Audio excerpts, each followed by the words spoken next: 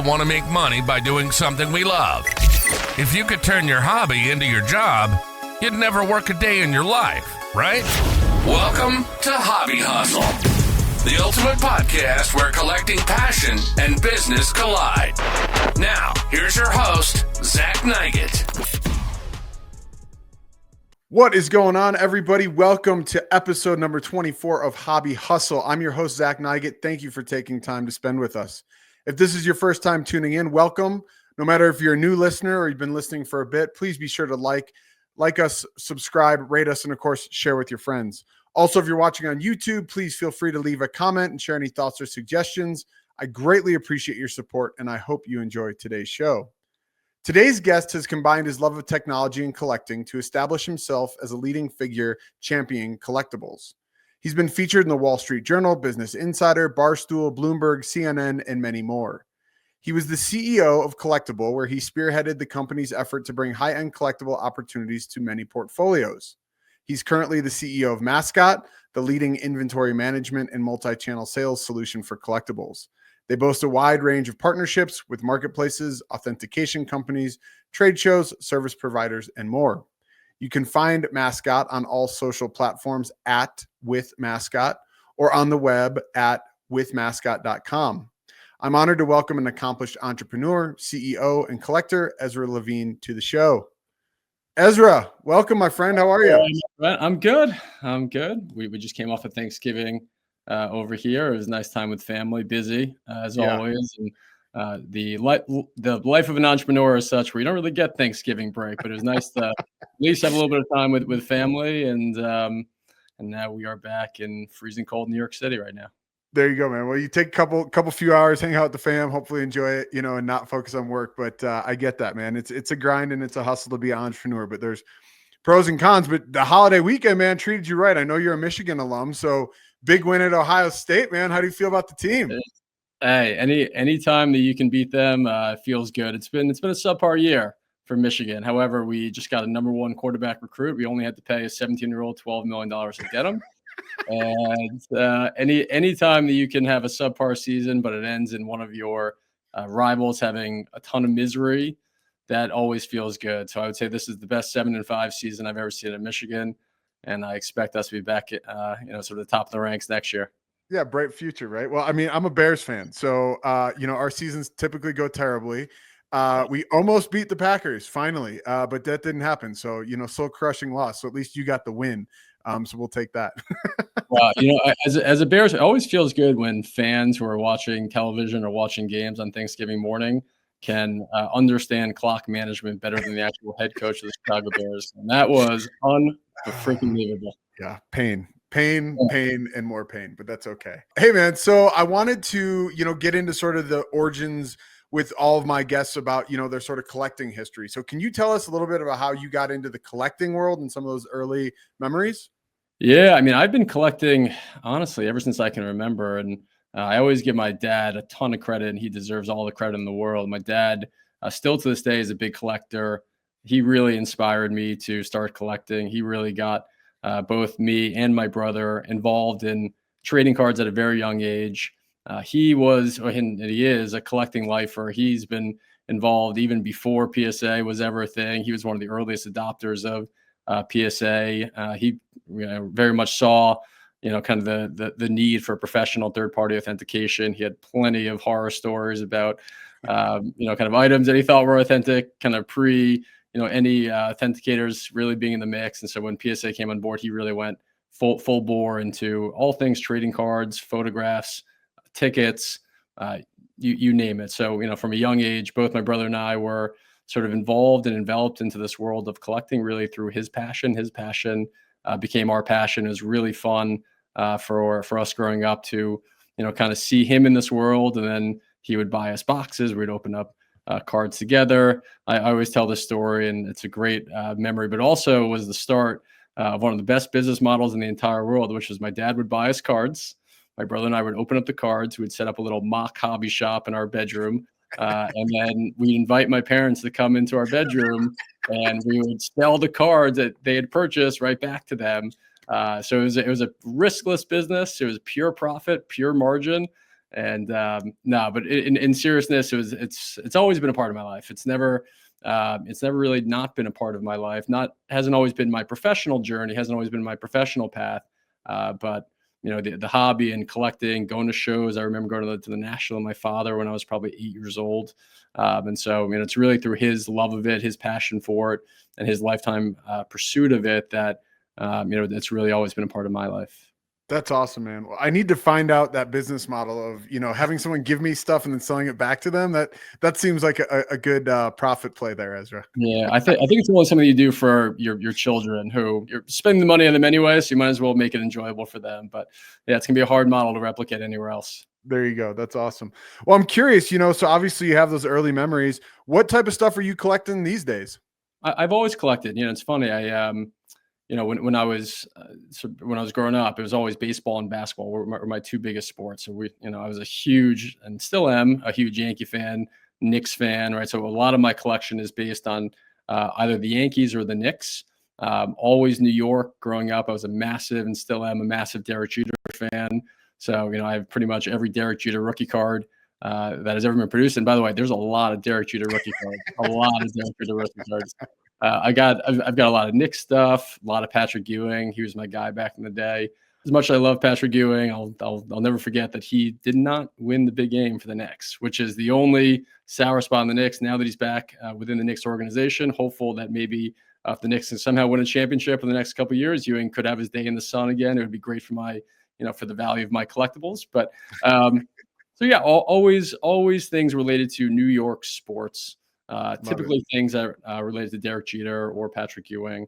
But I've got now that, I also went to Michigan, as you mentioned at the top of the call. So now I have a lot of Michigan football stuff too, a lot of Michigan football tickets and some, kind of early Michigan cards as well. That's cool. That's really awesome, man. I always love, just learning about the collectible stuff comes from that place of passion for so many people, right? And so to hear, Jeter, you're being your favorite, Knicks and Ewing, and now Michigan stuff, it's just really cool. So that's awesome. And yeah, man, Patrick Ewing and those Knicks teams were awesome. They just happened to run this guy named MJ. He was a real pain for a lot of guys. He was, yeah, he was, and then of course the one year where the Knicks actually advanced to the finals. I don't know if people remember this, but 1994 Knicks Rockets Game 7. NBA Finals in Houston, and my boy John Starks went 1 for 17. The Knicks lost, but it was. I remember I was 7 years old when that happened. It was the same year that the Rangers won the Stanley Cup, so the Rangers were in the finals at the same time the Knicks were in the finals. I remember New York being on fire. Rangers got it done. They almost choked it away. They were up 3-1. Went to Game 7 at the Garden. They wound up winning. Knicks also went to Game 7, but fell short. Hey, 1 out of 2 ain't bad. That's true. That's true. That's awesome. Well, hey, you had mentioned, that you had not always been in the collectibles as a profession. Can you tell us a little bit about sort of what those early years of your professional career have been? Yeah, I mean, I've taken sort of a circuitous route to this. I mean, my first job out of college was actually doing software within the financial market. So I started my career at Bloomberg, which is, if people don't know, they have enterprise software that tells people all about the financial markets. So it's used by traders and analysts and portfolio managers. And so I started off there, and really, the first 10 years of my career were all within finance. I worked at Bloomberg and then actually got hired away by one of my clients. So then I became a trader and then an analyst at a fund here in New York. And so, I spent a good part of my early career, not that my career has been super, super long, but, I probably spent the first 10 years of my career within finance. When I was in finance, and again, I don't want to get too wonky with this speak, but I was at a fund which originally managed a lot of outside money. So they had investors who invested in the fund, and we would invest money on their behalf. We decided to give back the outside capital and just invest my boss's money, essentially. And he had a different style, and he wanted to do both. He wanted to invest in stocks, essentially, but also wanted to do a lot of private market investing in startups and, kind of off-market opportunities. One of those opportunities happened to actually be within the world of professional football, which for someone who's a big sports fan and football fan was a really cool opportunity. So I was able to kind of back my way into, a real leadership role within a minor league football league, which actually wound up getting acquired by Fox Sports. And people who are into minor league football, it originally was the USFL, and then it merged with the Rocks League, and now is still operating as sort of the leading, kind of spring league, if you will, the leading minor league football league for football. And so I was very much on the ground floor there, which was my first entrepreneurial journey. From that, I sort of decided, hey, do I want to be an entrepreneur? Do I want to kind of create businesses, or do I want to invest in other people's businesses? And I always found it much more enjoyable and much more gratifying to kind of create something from scratch and obviously build it and grow it and hopefully have a nice exit from it. That's awesome, man. Yeah, it's cool that you went from finance and then into sports, right? With the spring league stuff. I had saw that on your resume, and that's fascinating. And then you parlayed that into sort of the sports and collectible world finally at Collectable. Can you tell us a little bit about, obviously Collectable isn't here anymore, but talk to us a little bit about what the thought was there and sort of your time there. Yeah. So with Collectable, I mean, the idea was very much sort of a combination of a couple of things, right? So I spent about 10 years, within the financial markets, so understood kind of capital markets very well. Obviously, I've been within the collecting world, again, not professionally up to that point, but kind of in the world of collectibles since really as early as I can remember.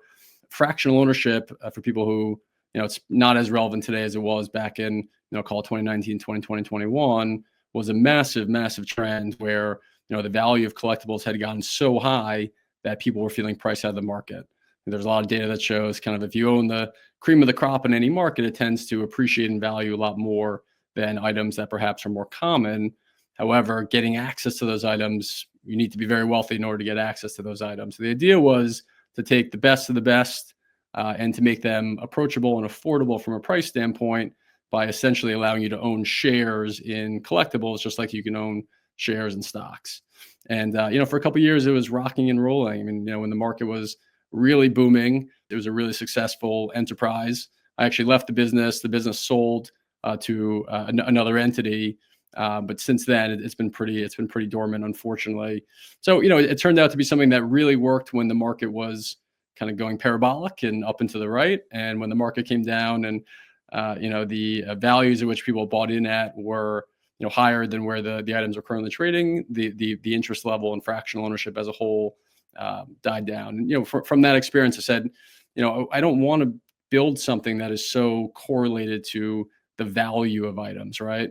I think for collectibles, yes, there's the financial value, but then there's also, there's so much more than just the price at which something sells for, right? And there's so many different types of participants in this market, aside from just the investor part of it, right? Sometimes when you say investor in collectibles, it carries, whether rightly or wrongly, a pretty deep connotation there, right? And so I said, hey, we want to build something that is applicable to every type of collector, every type of dealer, every type of hobby shop, every type of marketplace, every type of great, like what can we build that lives at the intersection of what everyone does day in and day out, regardless if the market is skyrocketing or plummeting, right? We want to build something that has constant utility in this market, and that's how Mascot really started from there.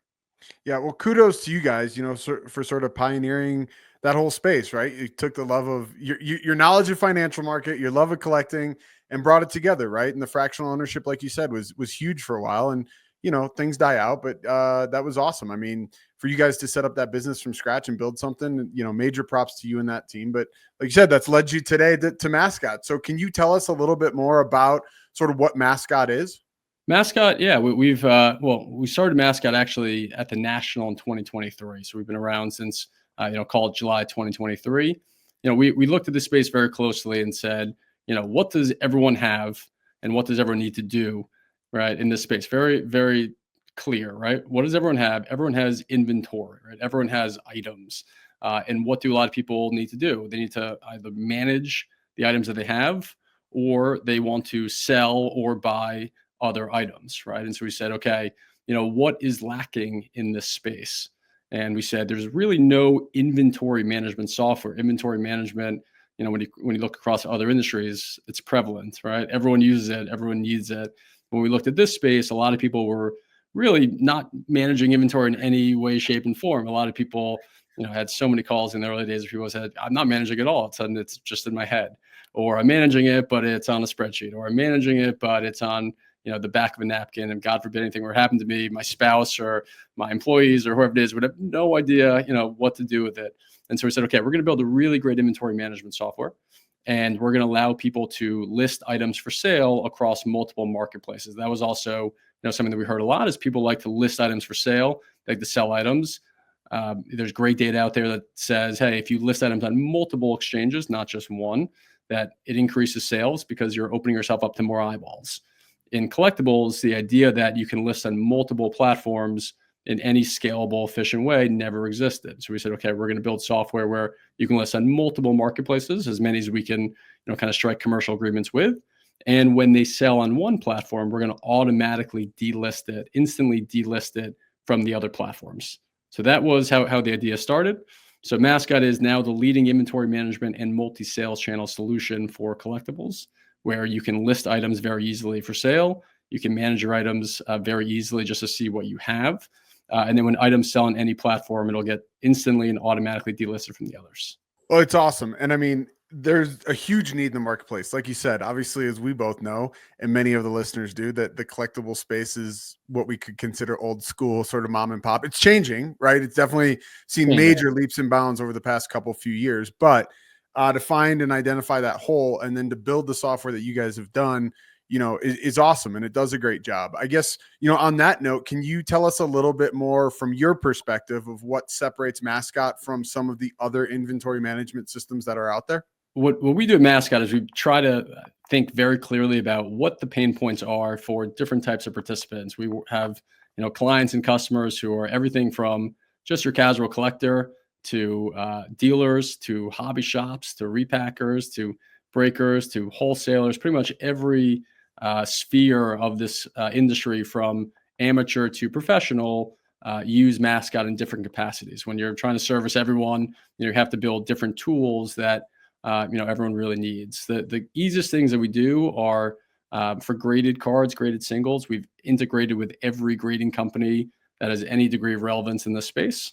So all of their cert databases essentially are intertwined into Mascot. So if you have PSA cards, Beckett cards, CGC cards, tag cards, SGC cards, NBA cards, ISA cards, Arena Club slabs.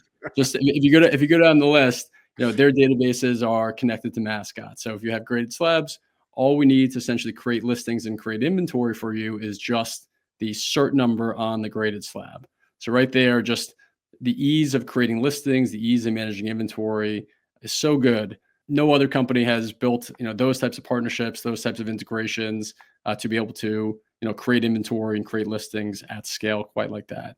We've also gone very far in terms of integrating other marketplaces. So right now we partner with eBay, Whatnot, TikTok Shop, My Card Post, Shopify, Square. We have a couple of big ones coming as well, where you can cross-list items for sale on any of those marketplaces with one click. So in a span of about 3 seconds, if you have a graded single card, just give me the cert number, or give Mascot the cert number, not me personally. Give Mascot the cert number, enter into Mascot, your listing's automatically created. All you got to do is put a listing price on it and you can shoot it off to 6 different marketplaces at once. When it sells in any of those 6, it'll instantly and automatically come off Mascot. That is the simplistic and beauty of Mascot, is we just need limited information to be able to create listings for you at scale. I love it. I mean, and one of the things that stands out, I wanted to hear it from the horse's mouth, but is the breadth of integrations you guys have and the ease of use. To your point, the integrations with these grading companies is a game changer. Like, I don't know why people sort of didn't think about that before. I'm curious, what was sort of your aha moment with that? Because like I said, as you mentioned, it literally takes something that, you'd have to type in all these details and stuff. And it's like, I'm pretty sure with your system, and correct me if I'm wrong, you can actually scan it like a barcode scanner, or like you said, punch in the cert. But I'm curious just where sort of that thinking came from. The pain point we were trying to solve is, okay, you have inventory, a lot of it, or a little bit of it, but if you have a lot of it and you want to list it for sale, it's taking so much time to create the listings. I was just in Chicago a couple weeks ago, and unfortunately, there's still some people who are not using Mascot, which still blows my mind to this day. But other people who are not using Mascot, just ask them simple questions, right? How much time are you spending per day managing your inventory? Hours upon hours. Sometimes 30 to 60% of one's day is just managing the inventory. How long are you taking to list items for sale? Man, the process of creating 10 listings for sale takes me 2 hours, right? Yeah. Just when you really drill down on how people are actually spending time and how inefficiently, unfortunately, they're managing their business or trying to grow their business, you realize that there's actually much easier ways to do this Not everyone's going to think of these ideas, but if we can give them an easy platform by which, they can just plug a certain number in, and that creates a listing, then all I have to do is price it out. That saves them a tremendous amount of time. And, there's so many awesome examples of major people in this industry who have started to use Mascot or are seeing really tangible results. I mean, I speak to pretty much, all of our clients in some capacity at some point. I've heard everything from, hey, just in a couple months, Mascot's grown my sales 500%, 300%, 150%. It's really not that Mascot in particular is doing anything to sell them for you. We're just creating efficiencies across the business so that, creating more listings, getting more eyeballs on your listings, just, will naturally lead to more sales for people, right? So we've really focused on, hey, how can we make it easy for people to list? Oftentimes, all we need is a certain number. We can create the listing for you just based on the data from the cert number. And that alone, as opposed to taking it a minute to create a listing, now it takes you 3 seconds to create a listing. You just save 57 seconds on one item. Now if not more. now multiply 57 seconds times tens of thousands of items, right? And that is the efficiency that Mascot creates. And that's just on the listing side. How about the delisting side, right? Now you don't have to you don't have to delist. You don't have to remember your password for every weekend. So just creating that degree of efficiency across the business, that time saving multiplied by a lot of inventory is the secret sauce in Mascot. That's awesome. Well, you mentioned, the graded singles and stuff, which obviously is a huge opportunity in the space. What about raw cards? Do you guys handle those, and how do you go about that? And are there any efficiencies that you have for people there? It's funny, for a long time, the knock against Mascot was, hey, Mascot's amazing for graded singles, but you don't have any good solutions for raw cards. And although I have a lot of graded singles, I also have a lot of raw cards. And so Mascot's sort of an incomplete solution. So one thing that we always try to do with Mascot is just like every other entrepreneurial company should, is to listen to your customers, find the pain points that they're having, and try to solve those pain points so that, they become kind of larger, stickier customers of your business, and you give them no reason to go anywhere else. Mm-hmm. So we spent probably 3 or 4 months over the summer building an AI raw card tool, which luckily we've gotten out, and the feedback on this has been very, very positive. Some even say it's the best raw card tool, kind of bulk AI reader on the market. Whether or not that's true, I'll leave that to to the users and to decide. But yes, we do handle raw cards as well. How it works, I would say the best way that we've seen success is a lot of people have these bulk feeder scanners, right? So I do a quick plug to Rico, Don over there, Rico, who I love and is very helpful to us. If you have one of those scanners, you can feed all of your raw cards through the scanner. That'll create the images, typically in a fold on your desktop or fold on your laptop. Just highlight all those images, drag them into Mascot. Mascot's AI tool will essentially do the same thing that we do for graded cards. For raw cards, we'll read all the information, we'll read all the metadata on the raw cards, and we'll create listings for you at scale. So all we need for raw cards is just a picture. From the picture, we can create the listings, price it out, list across multiple platforms. So we've created a system similar to what we have for the certs for graded cards, where all we need is the image for raw cards, and we can do the same thing that we do for graded cards that way. I love it. That's amazing. And I mean, again, like talk about time saving, right? And actually I had Don on the pod a couple of weeks ago. Amazing dude. But like you said, part of the beauty about the scanner is, like he was saying, is that, there's all these cool third-party integrations, you obviously being one of those. So the benefits of combining the power of both you guys is pretty incredible. I got to ask, just again, not holding your feet to the fire, but like ballpark, what have you guys found with this AI tool? A lot of people say, oh, well, yeah, image recognition is great, but there's always issues. So what's sort of that % tolerance that you guys are finding from your guys' testing and obviously live use cases? Yeah, we get this question a lot, right? And I think, this market sometimes is not overly sophisticated, but when it comes to this, it actually is very sophisticated. People understand that there's no AI that's perfect in this category. I'm sure as the technology gets more and more adopted, as the machine continues to see more and more examples, it'll get better and better. We've actually seen really good success, but it's not perfect, right? So, I would say our success, where you get either a mid confidence or a high confidence, is about 90%, right? Pretty good. It's good. It's good. Yeah. It's not perfect, obviously. As an entrepreneur, or a product that's trying to build real efficiency, we want that to be 100%. Unfortunately, there's just some limitations that are beyond Mascot's control to get that 100%. But about 90% of the time, when you upload a raw card to Mascot, you will get at least good enough information where it can populate most of the list of the listing. You might have to add in, okay, this is a rookie card. You might have to add in, hey, this is, team Knicks, right? Or team Bulls, right? But it can at least capture most of the data to be able to at least save you a considerable amount of time. Where it struggles for transparency, right? Items that are fresh off the market, right? Ones that it just hasn't really seen a lot. So if you're opening a box that just came out on release day and it hasn't seen that card yet, there could be a lag for it to start to recognize that card immediately. If the image quality isn't good, right? If you're not using a scanner, you're taking a kind of an amateur quality item where, there's some obstruction, right? Where it's not a high quality image, or maybe there's, branding that's kind of getting in the way of the AI reading it. Things like that can throw it off. But for the most part, if it's, an item that the technologist's seen before and it's a good quality image, about 90% of the time you will be able to at least get good enough information to do most of the lifting for you. That's awesome. And as far as like variations, parallel numbers, things like that, I'm assuming that I know that scanner is capable of doing front and back. So are you guys looking at both those images together then to get that data? Yeah, you'll have the option if you want to do front and back images or just front images. Obviously, for best practice, we do recommend having a front and back image. Sure. There's a lot of examples where some crucial information is actually in the back of the card, not in the front of the card. Yeah. So it's certainly easier to read it and to kind of produce accurate results if the front and the back image are there. Cool. And then as far as the images go, while we're talking about images, I know you mentioned obviously the certification integration. We're talking about the scanning. Does the system automatically then use those images from either the grading company and or what the scanner is provided to go automatically to the listing?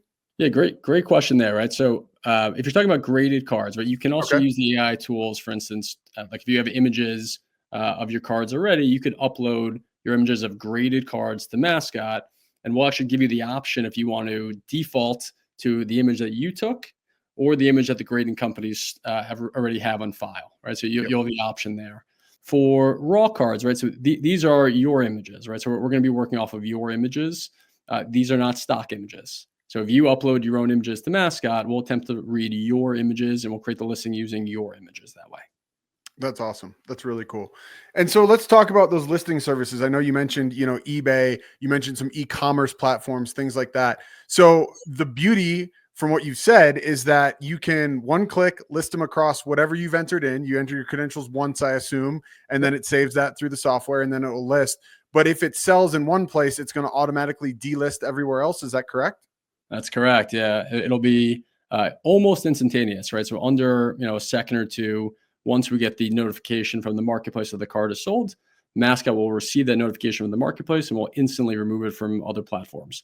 So as best practice, we always say, hey, if you're on Mascot, get on all these platforms, right? Yeah. Even if you're not streaming, even if you're, even if you hear Whatnot and think, hey, I'm never gonna go live and Whatnot, that's okay, right? They also have a buy it now marketplace where items can be discovered.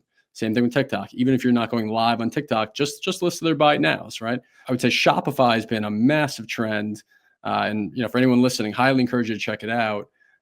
People really want their own e-commerce experience, right? They want their own branded custom website where, oftentimes they can have inventory populated in different locations, but it's a really great way to also get your inventory up on your own channel, right? So if you're listening and you have a Mascot or you don't have a Mascot, highly encourage you to be on as many platforms as you possibly can.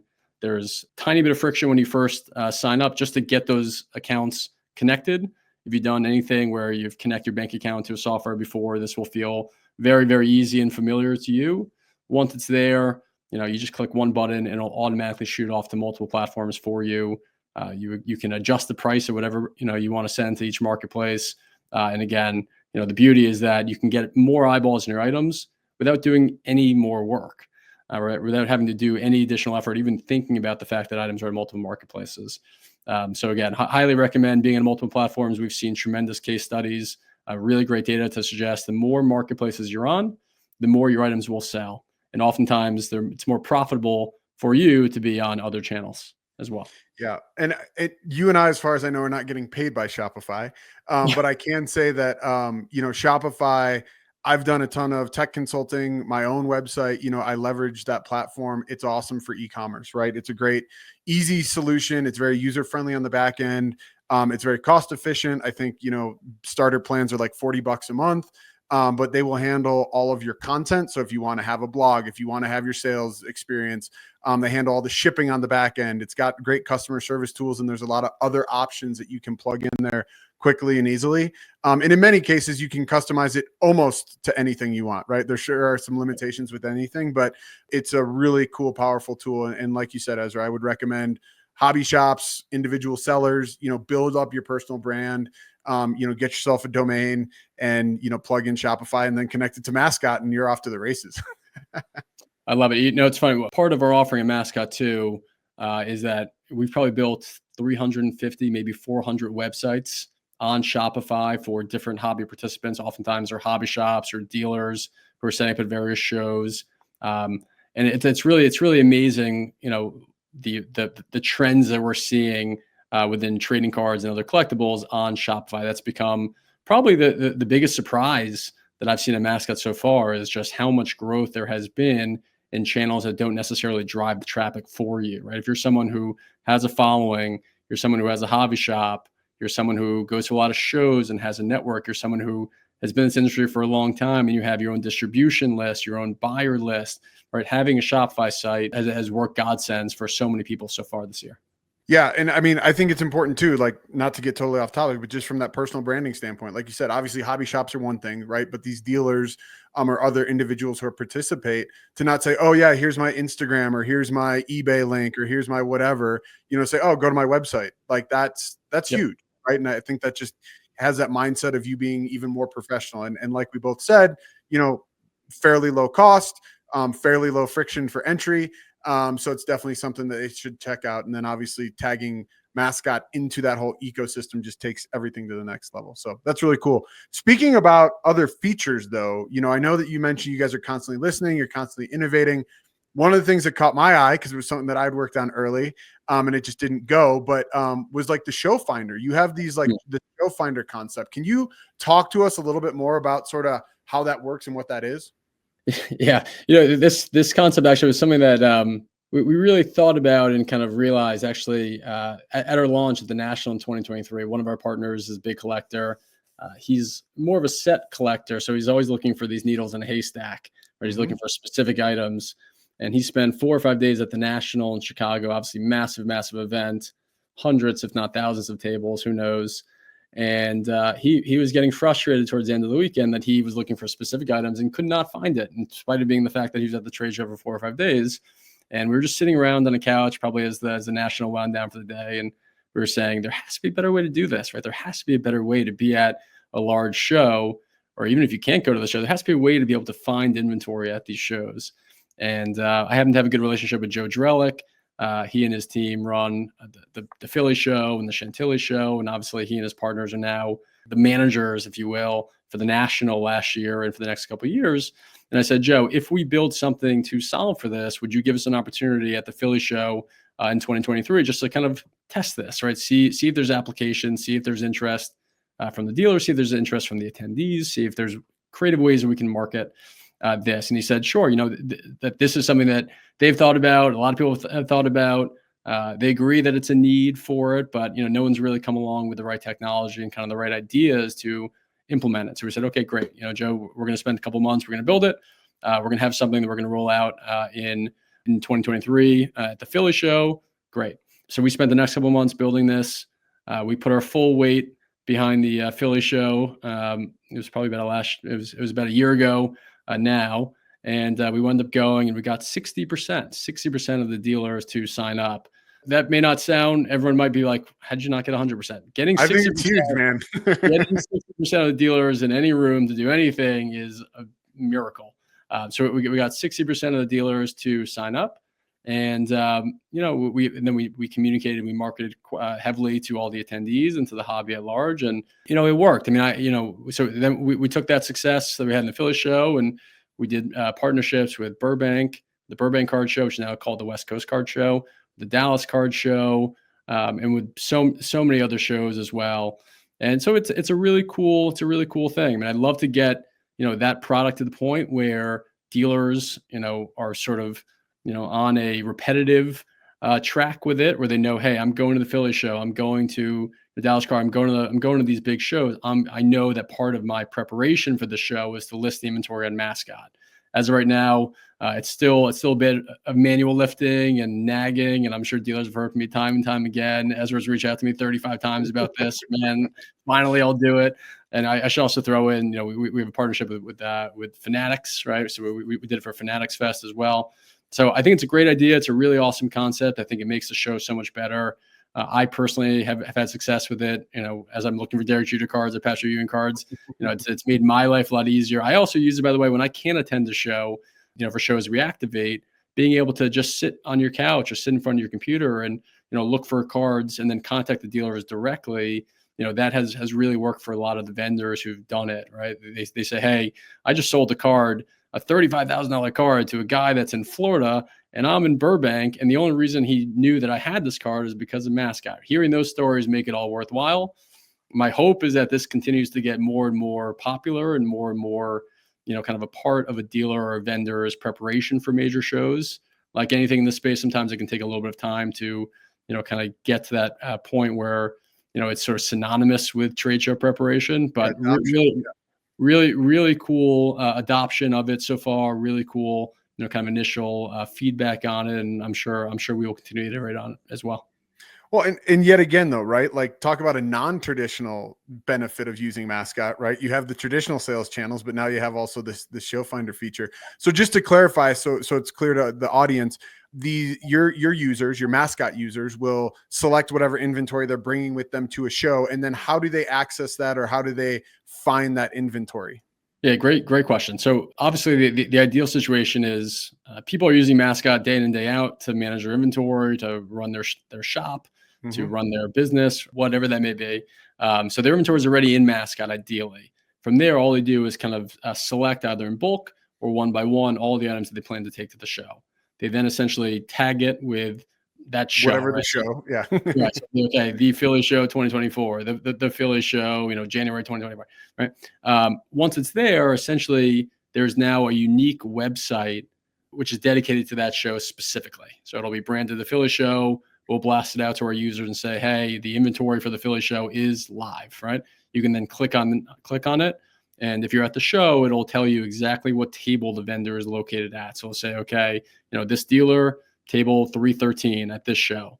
If you're at the show, you just go to the dealer and say, hey, I just saw your card at Mascot. I'd love to take a look at it. If you're not at the show, each dealer has the option of putting 2 links on how you can contact them. You can't buy the inventory off Mascot just yet, but you can at least contact the dealer directly. Oftentimes people put an Instagram account. A lot of times they put a Shopify account. Maybe they'll put an eBay account. They'll put some other marketplace account. So each dealer gets 2 links where they can essentially drive people their way if they're not in attendance at the show. That's how it works today, is essentially dealers will quickly tag inventory, showcases it publicly. Mascot will market to the hobby at large. People at the show can stop by the booth. People not at the show can contact them with 1 or 2 links, either an IG or a marketplace account. And so it's been fun and exciting. It's awesome, man. It's really cool. And like I said, I think there's a huge need for it, right? And again, the beauty is for these dealers, the little bit of extra lift that it takes not only helps the people attending, but like you said, the people who aren't attending then get to see your inventory, right? And it doesn't cost them anything extra. I assume, I guess I should make sure that that's the case, right? Oh yeah, no, it's true. Yeah, no, if you're a dealer on Mascot, it's completely free. Even if you're not on one of the paid tiers, you can still upload and tag inventory for a specific show for free. Obviously, the ideal situation, it's much easier to do once your inventory is already loaded into Mascot. Yep. You don't want to have to kind of start from scratch with each show and upload all of your inventory. Not that that's difficult to do, but still, it'll certainly save you time if your inventory is in Mascot and all it is just a click of a button. Yeah, that's awesome. And then you said you obviously market to the hobby at large, but can people just generically go to Mascot, like with mascot.com? Let me bring that up again for those who are watching, but they can just go to the website and then you have a banner or some sort of link that they can easily access whatever options are for that weekend. Correct. Yep. And again, we've only done this so far for, I would say, fairly major shows, right? Ones where there's a lot of inventory, there's a lot of tables, finding items. If you're only, there for a couple hours or for one day, or maybe you have your kid pulling at your leg while you're there, right? So we've only done it for major large shows. Our hope is that, this will continue to expand, and hopefully we'll see this in every show across the country. I do think this makes the show experience better. It creates more liquidity for the vendors who, obviously incur setup costs and, opportunity costs to set up at those shows, right? They're there to, sell as many items as they can, but also really it's sort of free marketing for these vendors, right? Even if they're not there to actually sell items, at least it gives you an indication of the type of items that they may buy from you as well. We see more and more of that at these shows. A lot of these dealers are really there to do more buying than they are selling. And so it's a great way for them to say, hey, this is the type of inventory that I have. These are the types of things that I like or that, I deal in. And so it can also be a really good indicator of that for people who are looking to sell inventory, not just buy inventory. Yeah, that's awesome. Well, I'm bullish on it. I think it's got a lot of legs and room to grow, and you guys have a platform that makes it pretty easy, man. So again, props to you and the team on building out a really cool tool. So let's talk about something that's been brought up now, which is pricing. Obviously with technology and platforms, there's a cost to entry, in some cases not at all. But can you talk to us a little bit about what that looks like with Mascot?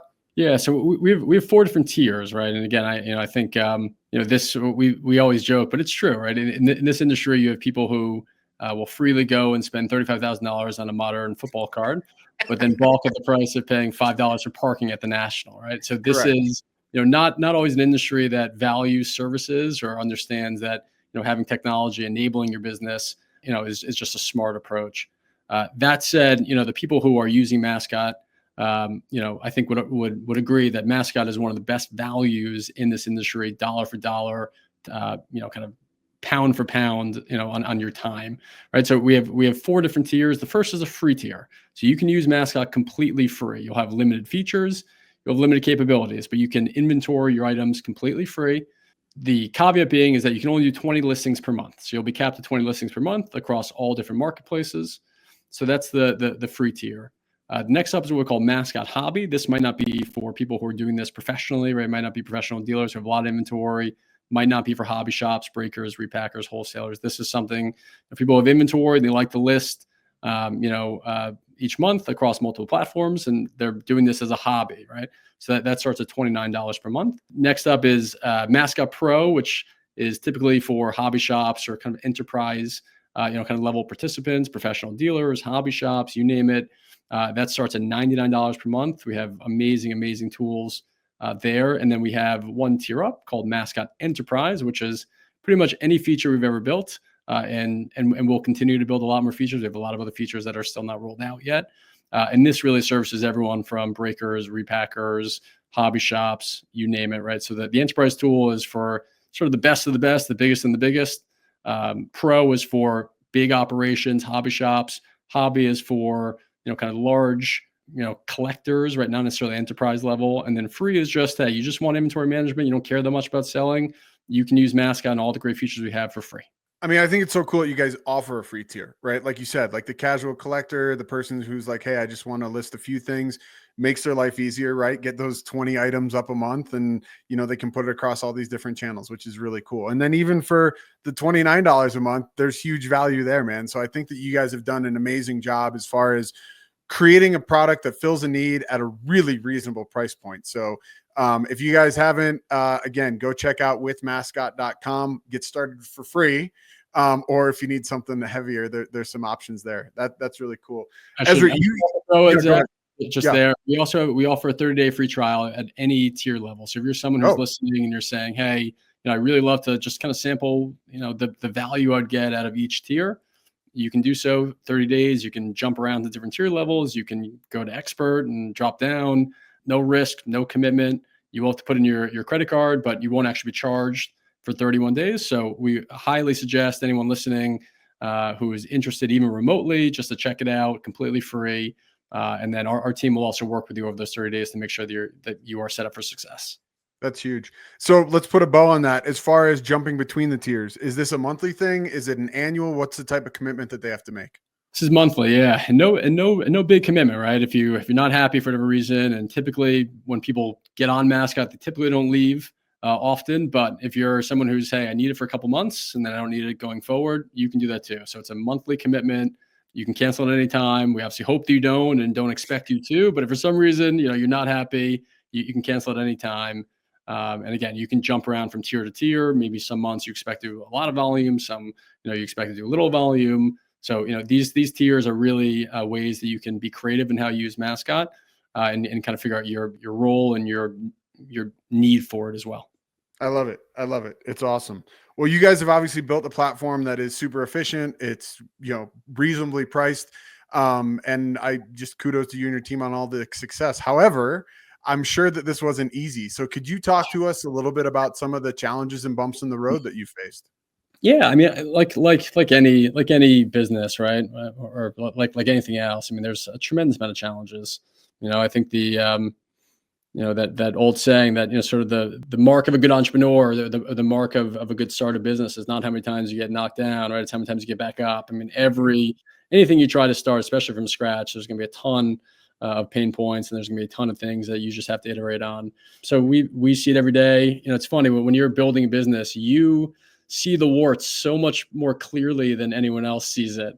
Everyone else can tell you your platform's amazing and it's perfect, and you're sitting back and saying, man, there's so much other things that I'd like to build, or there's so many things that I see that could be better about it. So certainly, I mean, look, man, I think the biggest pain point, and I would say it's somewhat more exacerbated within the world of collectibles, right, is that oftentimes, when you're building technology for an industry that has historically been kind of more legacy, if you will, the adoption curve or the willingness to try new things is higher, right? What we're seeing is that oftentimes you get a lot of resistance up front. People just don't understand technology, don't know how to use it.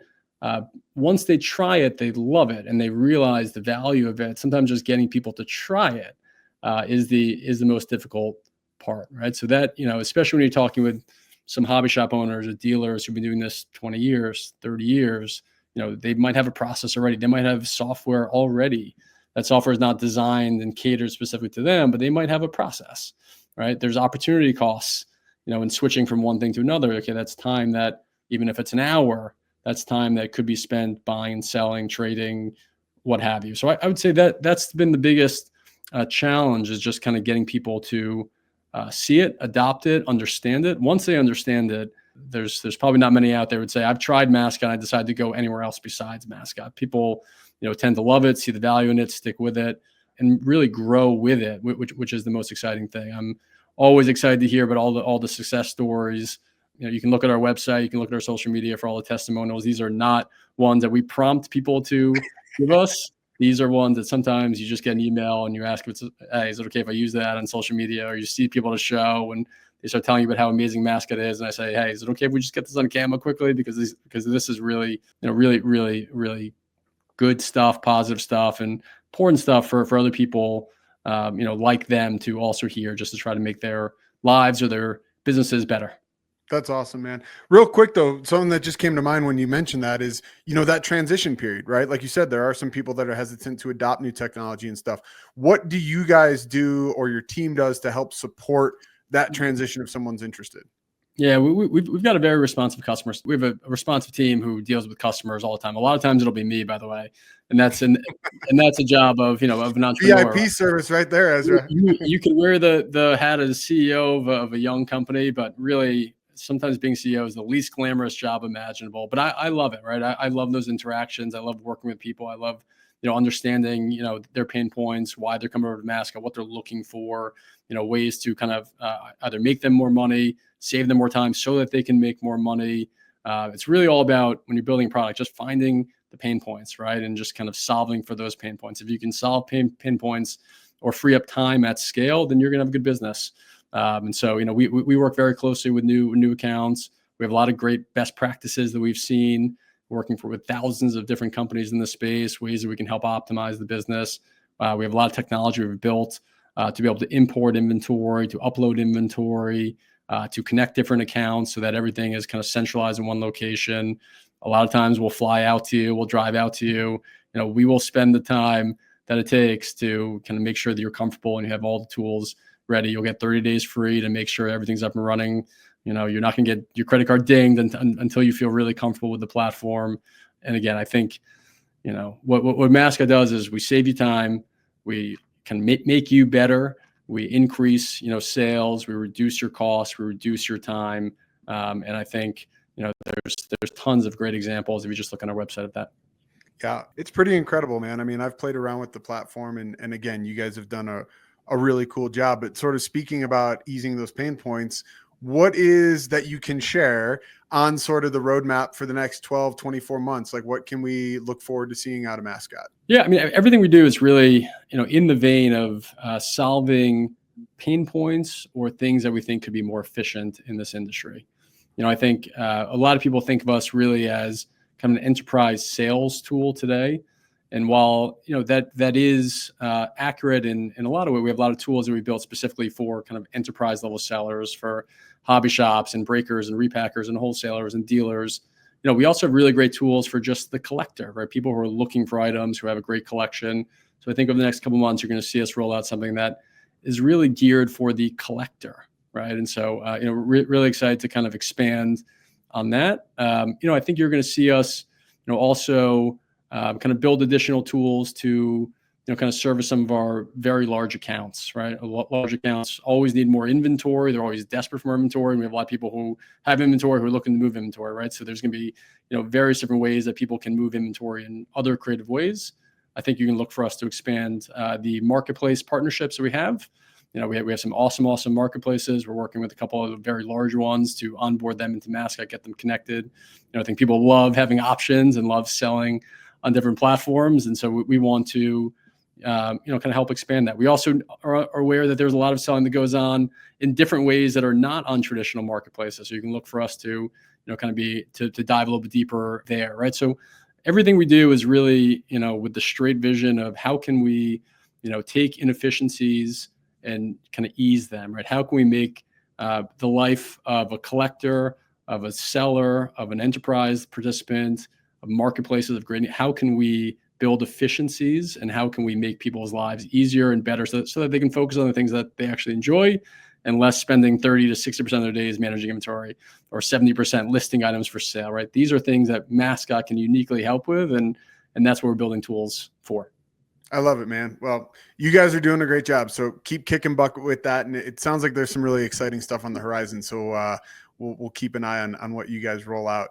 Ezra, this has been awesome. I want to be respectful of your time. I appreciate you taking time to talk with me and the audience. But before I let you go, I like to ask each one of my guests sort of if you could give one golden piece of advice, in this case to, maybe some entrepreneurs looking to get into the collectible space, what would that be? Oh man, I could probably write a book in this. Well, I would say, look, I think that